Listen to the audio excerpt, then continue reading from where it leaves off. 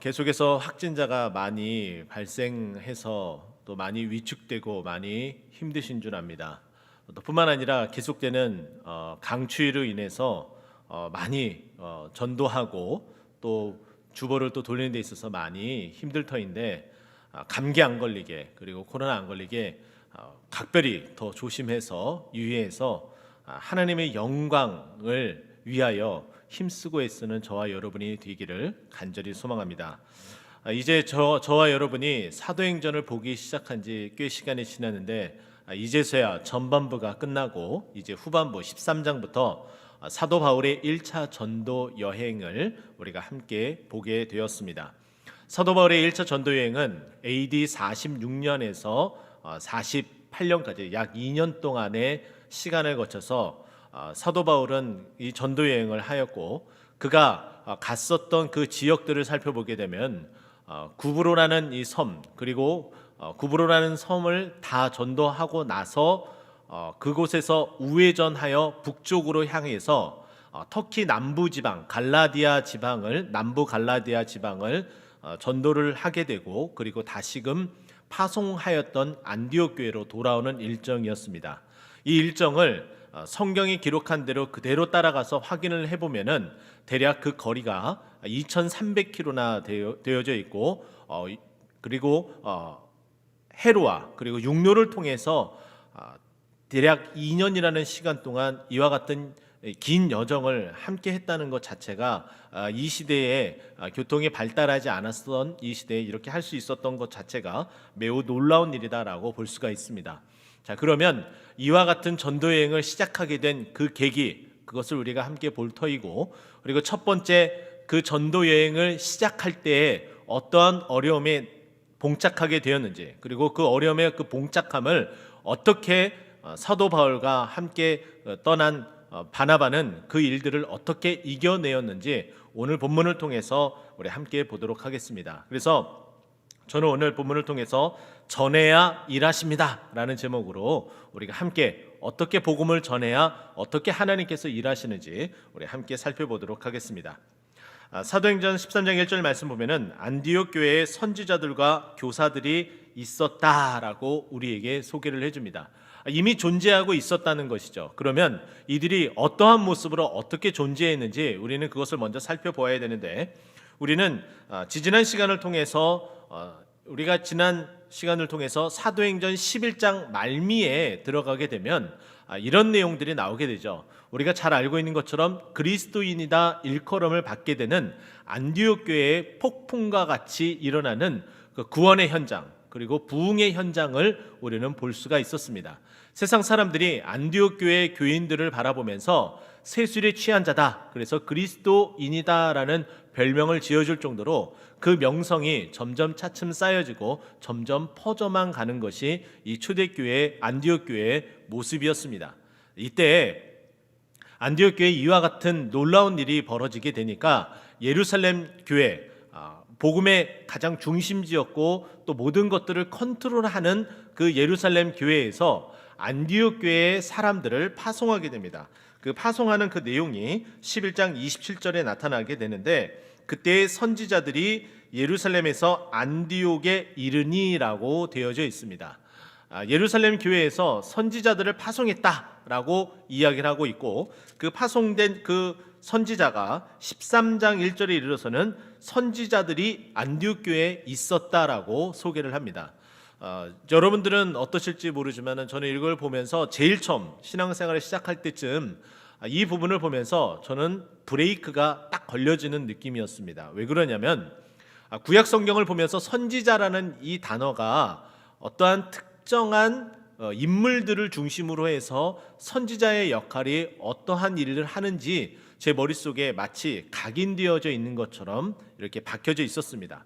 그러다 보니까 신약 시대인데 어떻게 선지자가 있을 수 있지? 라는 의구심 때문에 이 부분이 참 넘어가기가 힘들었습니다. 자, 그런데 이 선지자라는 이 단어를 살펴보게 되면은 어떠한 일들을 위해서 하나님의 그 말씀, 예견된 일들을 선포하는 일, 이런 의미를 담고 있습니다.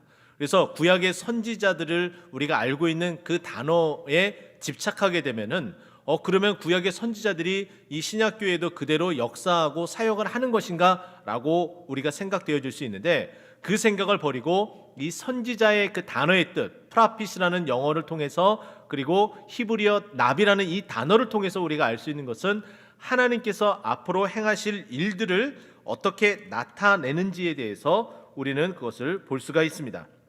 우리는 이미 사도행전 11장을 통해서 선지자가 어떻게 이미 일들을 약속하고 그렇게 선포하는지 우리는 이미 봤습니다. 11장 28절 말씀 보면은 그 중에 아가보라 하는 한 사람이 일어나 성령으로 말하되 천하의 큰 흉년이 들리라 하더니 글라우디오 때에 그렇게 되니라 라고 우리는 이미 봤습니다. 글라우디오 그 황제 때에 큰 흉년이 들겠다라고 누가 얘기했나요? 아가보라는 사람이 말했대요. 근데 이 아가보라는 사람이 바로 우리가 보고 있는 선지자의 역할을 하는 거예요. 그러니까 하나님께서 짧은 시간 안에 어떤 일이라든지 아니면은 조금은 긴 시간 후에 일어날 일들을 이미 하나님의 사람을 통해서 그 일이 예견되어지는 일들이 있었는데, 그 일을 담당했었던 사람들이 선지자라는 겁니다. 그러면 뒤에 나타나는 이 교사라는 단어는 굳이 우리가 딱 막힘은 없는 것 같아요. 하나님의 말씀, 성경을, 그리고 구약에 있는 그 내용들을 가르치는 자로서 우리는 그 교사라고 분명히 알 수 있겠죠. 그러면 안디옥 교회의 선지자와 교사들이 있는데, 그들이 누구인지, 어떠한 이름을 가지고 이 교회의 안디옥 교회의 지도자로 있는지 우리에게 소개를 해줍니다.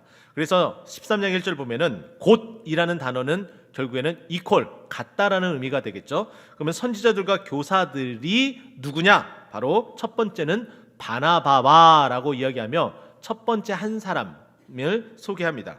그리고 나서 두 번째는 니게르라 하는 시므온이다라고 이야기를 해주고 있습니다.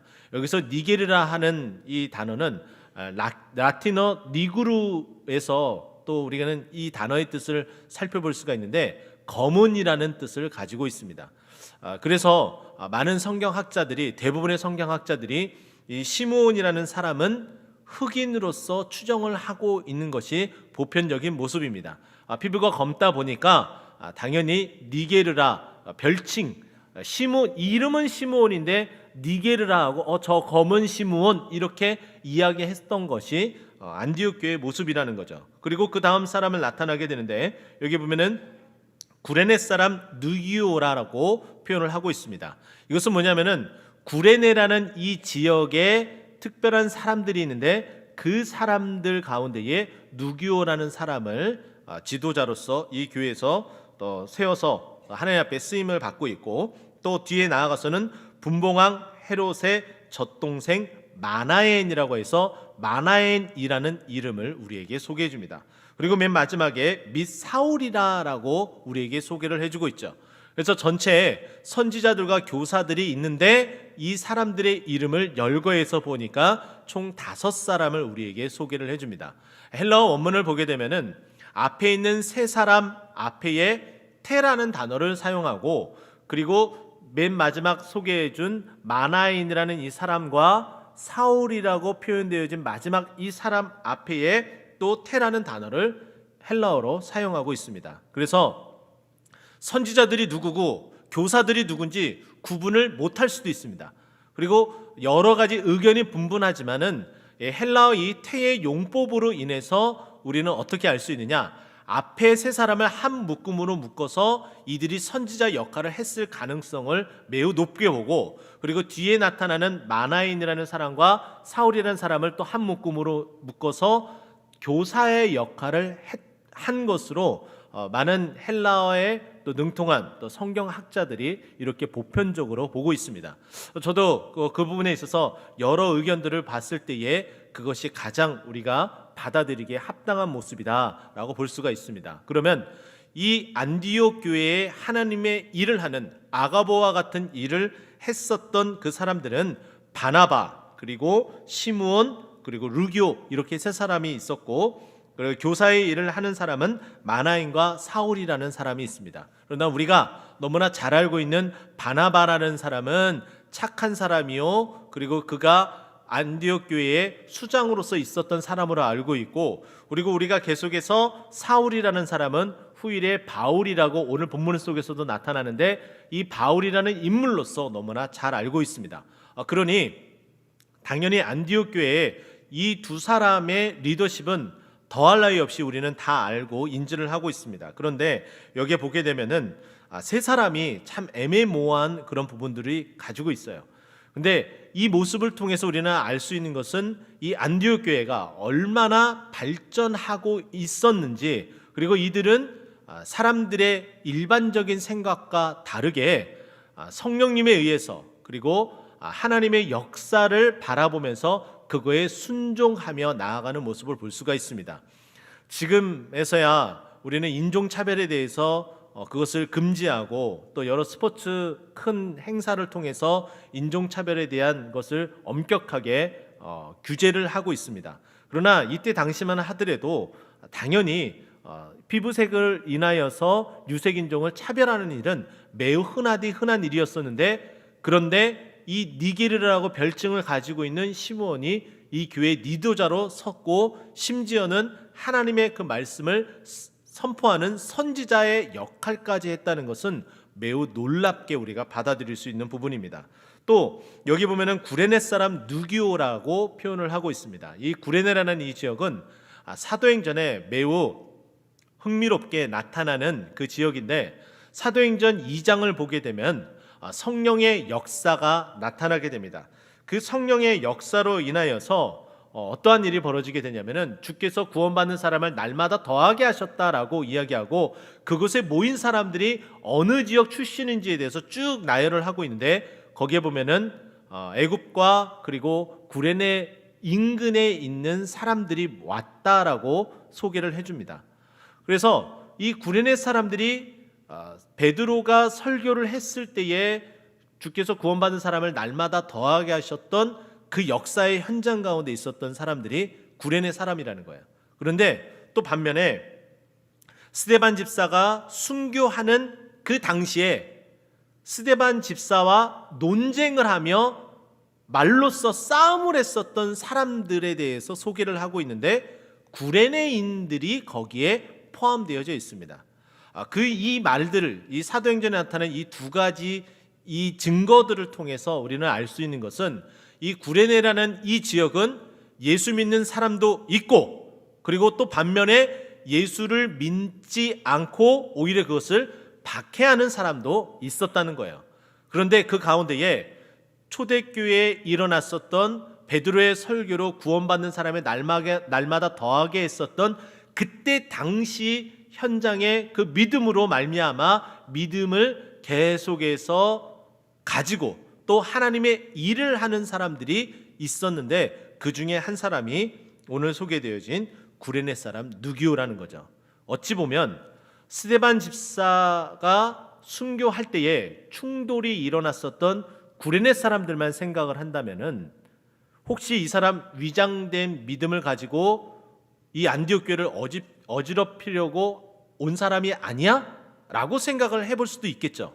그렇게 되면은 결단코 이 누기오라는 사람을 안디옥 교회의 지도자로서 세울 수 없게 됩니다. 그러나 이 안디옥 교회의 가장 특징적인 놀라운 그 은혜 가운데 하나는 무엇이냐면은, 그것에 대한 뒷배경을 생각하기보다는 이가 정말로 하나님 앞에 신실하게 일하고 있는지 없는지에 대해서만 정확하게 바라보고 성령님이 말씀하신 그대로 이 사람을 선지자로 세워서 교회 일을 하게 했다는 거예요. 그래서 우리도 교회 안에서 사람들을 세울 때에 그 사람이 교회 안에서 어떻게 꾸준하게 지내는지를 살펴보고 정확하게 하나님의 그 말씀에 순종해서 의거해서 사람을 세워서 그 세운 사람으로 말미암아 안디옥 교회가 부흥했듯이 우리 교회도 그렇게 되길 간절히 소망합니다. 뒷부분에 보게 되면은 분봉왕 헤롯의 젖동생 마나엔이라고 되어 있습니다. 여기서 분봉왕 헤롯이라고 명령되어진 이 사람은 헤롯 안티파스를 이야기합니다. 이가 젖동생 마나엔이라고 이야기를 하는데, 헤롯 안티파스의 유모의 역할을 한 사람이 바로 마나엔의 어머니로 추정을 하고 있습니다. 이 말은 뭐냐면은 헤롯 안티파스가 어렸을 때에 젖을 먹고 함께 누군가와 함께 자라게 되었는데, 그 자라게 된 그 사람이 마나엔이라는 거예요. 신분은 분명히 다릅니다. 굉장히 큰 귀족의 왕족으로서 그 역할을 감당하는 헤롯 안티파스가 있는 반면에 그것에 반해서 유모로서 그 종으로서 역할을 하지만은 어렸을 때 친구처럼 가깝게 지낸 사이였다는 거예요. 그러나 헤롯 안티파스는 어떤 인물입니까? 후일에 세례 요한을 목을 쳐서 단숨에 세례 요한을 죽음으로 순교로 치닫게 만드는 인물이었습니다. 그러나 동일하게 어릴 때 함께 있었던 이 마나인이라는 이 인물은 어찌 됩니까? 이 안디옥 교회에서 교사로서의 역할을 감당하고 있다는 거예요. 하나님 말씀을 그렇게 전달한다는 거예요. 이런 일들이 우리 주위에는 없을까요? 저는 많이 있을 거라 여겨집니다. 한 집안 안에서도 예수를 잘 믿는 사람이 있는 반면에 예수를 잘 믿지 못하고 예수 믿는 것을 심하게 박해하는 일들이 있을 수 있겠죠. 이것처럼 그런 집안의 사람이라 할지라도 어떻게 해요? 그 사람이 하나님 앞에 신실하게 믿음을 가지고 간다면은 교회 지도자로서 세우게 된다는 거예요. 이렇게 해서 안디옥 교회 5명의 리더는 그들이 5명이 서로 각각 맡은 바에 의해서 그 일을 잘 감당하며 하모니를 바로 이루며 나아갈 때에 2절 말씀 보니까 주를 섬겨 금식할 때에 성령이 이르시되 내가 불러 일으키시는 일을 위하여 바나바와 사울을 따로 세우라 하시니 성령이 역사를 하면서 나타나게 됩니다. 자, 그런데 성령이 나타나게 되기 전 어떠한 일이 벌어졌는지 보십시오. 2절 초반부에 보면은 주를 섬겨 금식할 때에 라고 되어져 있습니다. 주님의 일을 열심히 했다라고 이렇게 표현해 볼 수도 있는데 NIV 성경에 보게 되면은 이 섬겨라는 이 단어에 어떠한 단어를 삽입해서 사용을 하냐면은 워시핑이라는 단어를 사용하고 있습니다. 그러니까 예배를 할 때에 그 예배를 통해서 금식하며 하나님 앞에 예배했다는 거예요. 그래서 성령 충만함이 이루어지게 되고 그로 말미암아 성령이 말씀하기 시작을 하는데 이 교회 안에서 누구를 그 5명의 리더자들 가운데에 가장 영향력이 있었던 바나바와 사울을 따로 세워라라고 명령을 합니다. 이 명령이 있을 때에 안디옥 교회는 주저하지 않았습니다. 가장 최고의 리더자로 있는 바나바를 담임 목사의 역할을 했었던 그 바나바를 선교사로 파송하는 데에 주저하지 않았던 교회가 안디옥 교회입니다. 왜냐하면 성령이 명령하셨기 때문이죠. 그 명령에 따라서 다시금 3절 말씀은 이에 금식하고 기도하고 2 사람을 안수해서 떠나 보내게 됩니다. 성령으로 인하여서 선교의 시작이 일어나게 된 것이 사도 바울의 1차 전도 여행이 되게 됩니다. 이렇게 된 그 일들 4절 말씀은 정확하게 우리에게 이것을 소개해 주는데 2 사람이 성령의 보내심을 받아라고 이야기합니다. 성령이 따로 세워서 기도해서 성령으로 파송받게 되니까 4절 말씀에 성령의 보내심을 받았다라고 우리에게 설명을 해줘요. 그러면서 이들이 안디옥에서 남서쪽으로 대략 한 25km 정도 떨어지는 항구 도시인 실루기아로 내려가서 거기서 배를 타고 구브로로 떠났다라고 이야기를 합니다. 이때 배의 동력은 지금처럼 모터가 달린 배가 아니라 사람이 일일이 저어서 움직여야 되는 배였습니다. 그런데 이 실루기아에서 구브로라는 섬까지 다다르기까지 거리는 대략 100km 정도였다고 이야기를 합니다. 자, 그러면 이 100km나 되는 어마어마한 거리를 걸어가도 꽤 많은 시간이 걸려요. 사람의 도보의 속도가 보통 일반적으로 시속 4km입니다. 그러면 10시간을 가도 40km밖에 안 돼요. 그러면 20시간을 가게 되면 80km가 됩니다. 24시간 가운데에 20시간 내내 걸어도 100km가 채 못 가는 그런 거리입니다.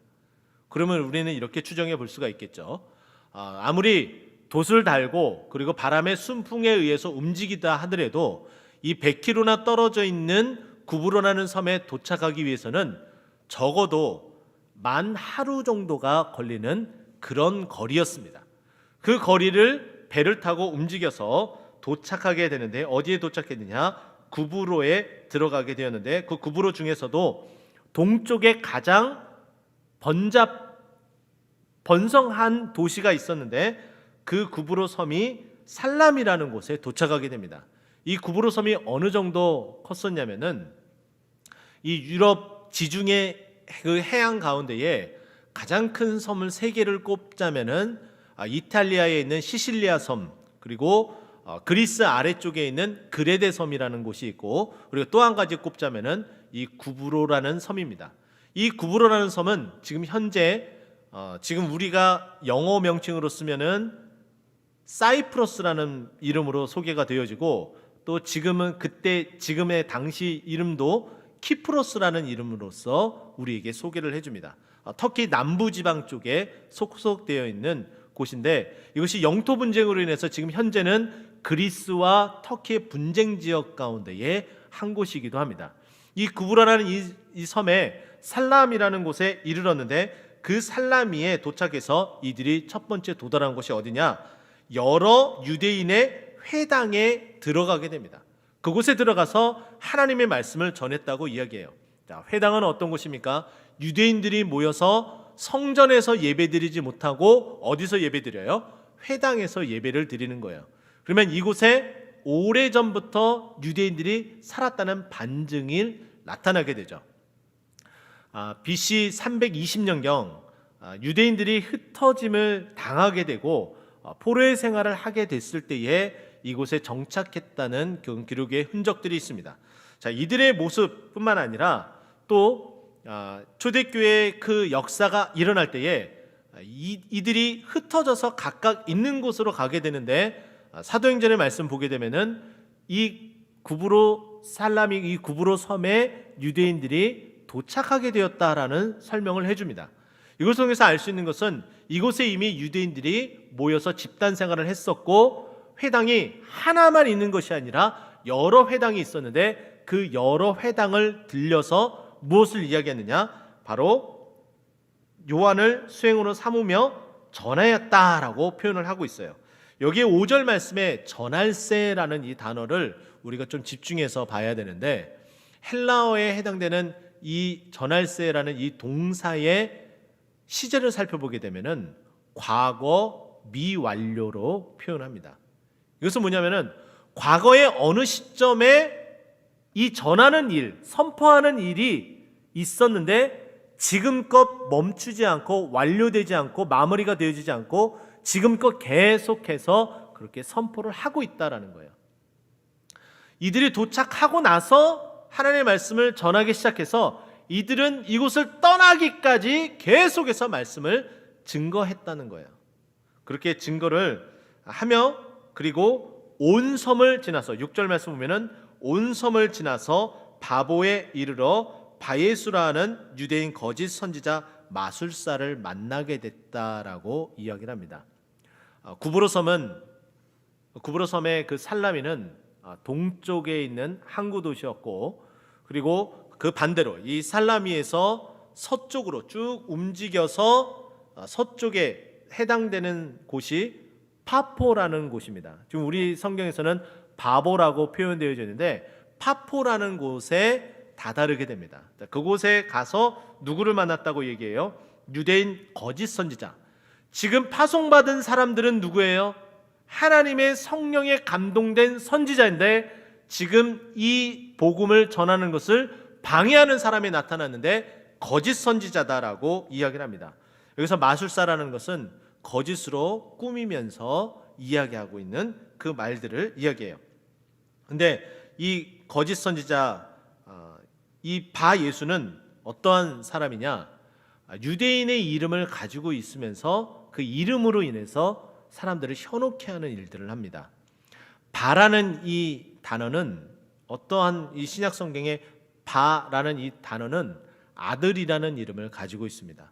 이 예수라는 이 이름은 예슈아라고 표현되어져서 여호수아 아니 예슈아 호세아 다 같은 이름의 뜻을 가지고 있습니다. 구원받은 자 이렇게 표현을 하고 있죠. 구원할 자. 그러면 구원할 자의 아들이라는 표현이에요. 이것이 좀 이해가 안 간다면은 요한복음의 이야기를 잠깐 꺼내들고 여러분들에게 소개를 하고 싶습니다. 바요나 시모나라고 표현을 합니다. 예수님께서 베드로를 이야기할 때 바요나 시모나라고 얘기해요. 자, 그러면 이 바요나는 무엇을 의미하느냐? 요나의 아들 시모나라는 뜻이에요. 근데 이 요나는 헬라어 히브리어를 통해서도 우리가 알 수 있는 것은 이 이름이 요한이라는 이름으로서도 쓰여집니다. 요나나 요한이나 같은 계열의 발음으로서 쓰여져요. 그래서 요한복음 마지막에 보게 되면은 이 단어가 어떻게 표현하냐면은 예수님께서 요한의 아들 시모나라고 이야기를 해요. 그러니까 같은 요한이나 요나나 같은 이름의 계열에서 나온 건데 그 사람의 아들이 누구라는 거예요?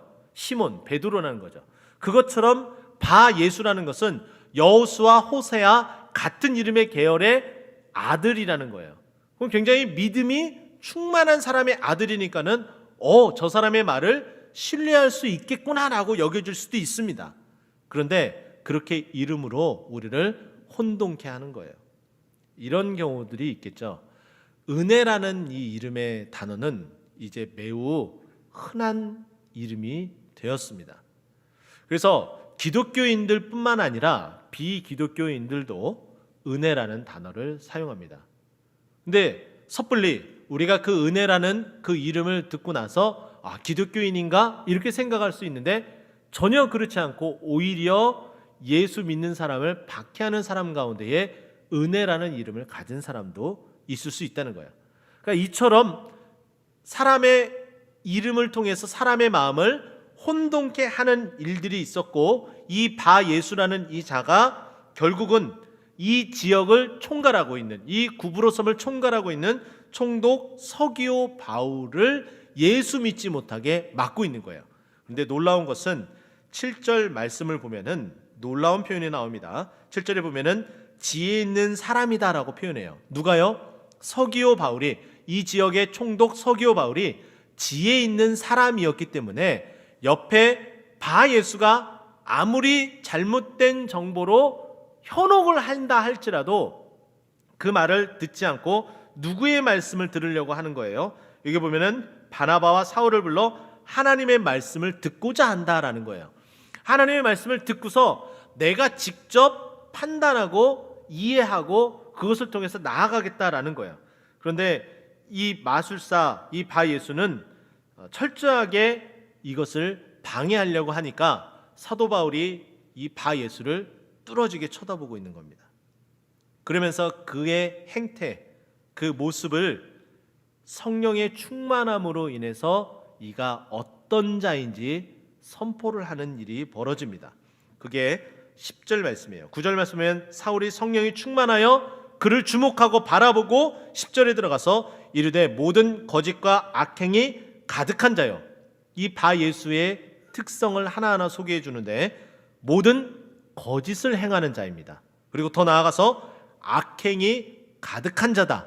이것을 어떻게 알았을까요? 성령이 충만했기 때문에 그것을 알았던 거예요.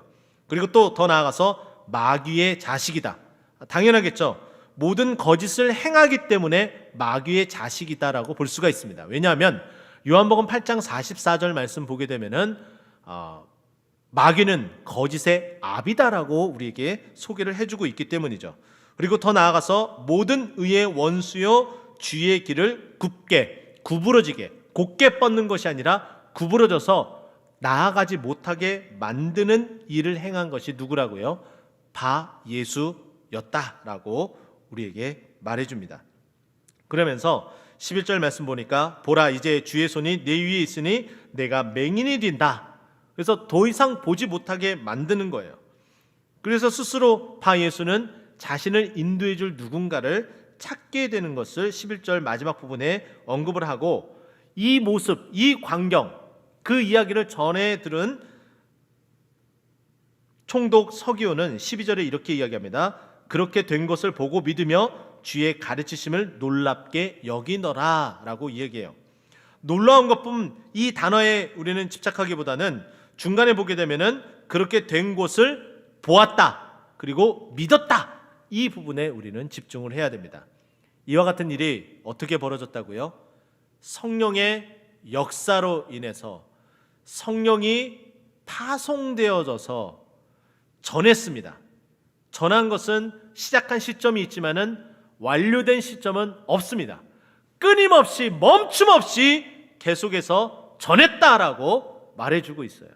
그런데 뜻밖의 복병이 나타납니다. 이 모든 일들을 방해하려고 하는 일이 벌어지지만 결국에는 성령의 역사는 특별한 사람에게 지혜를 주어서 하나님의 말씀을 듣게끔 역사하게 만들고 그로 말미암아 정확하게 이 복음의 진보를 방해하고 있는 이 마귀의 역사가 어떻게 나타나는지 정확하게 구구절절 말해주고 또 하나님이 역사하심으로 말미암아 복음의 진보를 방해하는 자를 징계하여 보지 못하게 되고 이 모든 광경을 본 지혜 있는 사람은 이것은 하나님이 아니고서는 도저히 일어날 수 없는 일이다. 그것을 보고 믿게 되어지는 일들이 나타나게 됩니다. 이제 오늘 본문 이야기들을 다 마쳤어요. 자, 그러면 이렇게 전하게 되니까 하나님께서 일하시는 거예요. 성령이 일하기 시작해서 전하게 되었고 전하게 되니까 계속해서 일하고 심지어는 막히는 것 같지만 그 막히는 것을 시원하게 뚫어가면서 예수 그리스도를 믿게 되는 기적을 보여주고 있다는 거죠. 이제 우리 이야기를 한번 해볼까요? 코로나가 아무리 창궐할지라도 복음을 전하는 그 현장에서 늘 칭찬의 목소리를 듣곤 합니다. 그것은 무엇이냐면은 다른 교회는 전도 안 하는데 꽃동산 교회는 전도를 하네요 라는 말을 듣습니다. 당연히 해야 될 일입니다. 그것은 우리가 순종해야 될 일이고요. 우리가 성령의 충만함을 가지고서 나가야 됩니다. 그 성령의 충만함을 가지고서 전할 때에 그 성령의 역사가 나타나 일하게 되므로 열매를 맺는 그런 일들을 볼 수가 있다는 거죠. 오늘도 대단히 수고가 많으셨습니다. 앞으로도 이제도 계속해서 하나님의 나라와 영광을 위해서 전합시다. 그래서 주의 역사, 주의 영광 가운데 주님 앞에 큰 열매를 가지고 돌아오는 우리 모두가 되어 주님의 그 일하심을 나타내는 우리 모두가 되기를 예수 그리스도의 이름으로 축원드립니다.